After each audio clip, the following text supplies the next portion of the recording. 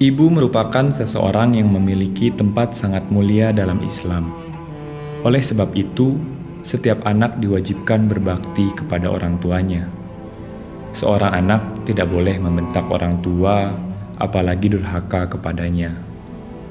Jika seorang anak durhaka kepada orang tuanya, terutama ibu, maka Allah akan melaknat orang tersebut sampai dia meminta maaf kepada ibunya dan bertaubat kepada Allah.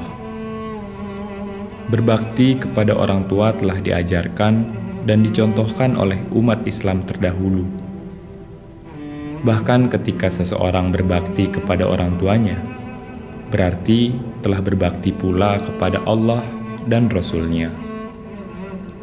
Berbicara tentang memuliakan ibu, mari kita semua belajar kepada salah seorang sahabat Nabi. Pemuda ini tidak pernah berjumpa dengan Nabi.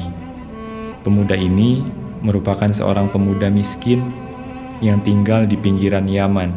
Namanya ialah Uwais Al-Qarni. Uwais Al-Qarni merupakan seorang pemuda yang tidak terkenal, miskin, dan memiliki penyakit kulit. Tak ada orang yang mengenalnya, bahkan namanya pun tak pernah dikenal.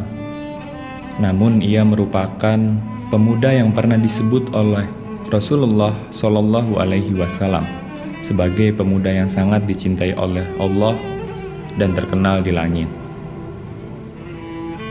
Sebab kecintaan Allah kepadanya yaitu dikarenakan ia patuh dan menghormati ibunya yang sakit lumpuh.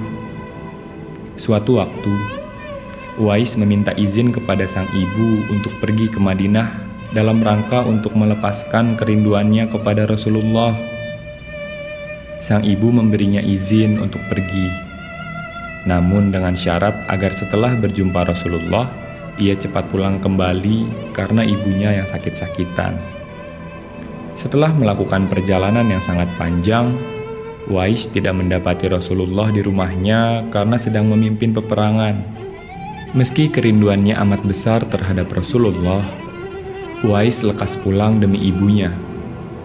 Ia hanya menitip pesan kepada Siti Aisyah.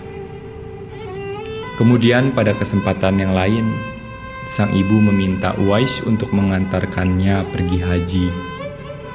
Uwais tidak mau menolak walaupun mereka merupakan keluarga yang miskin.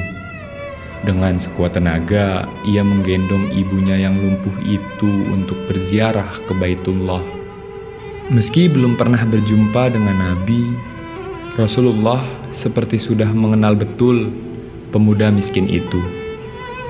Ia memuji Uwais dengan mengatakan kepada para sahabat yang lain, "Suatu ketika, apabila kalian bertemu dengan dia, mintalah doa dan istighfarnya.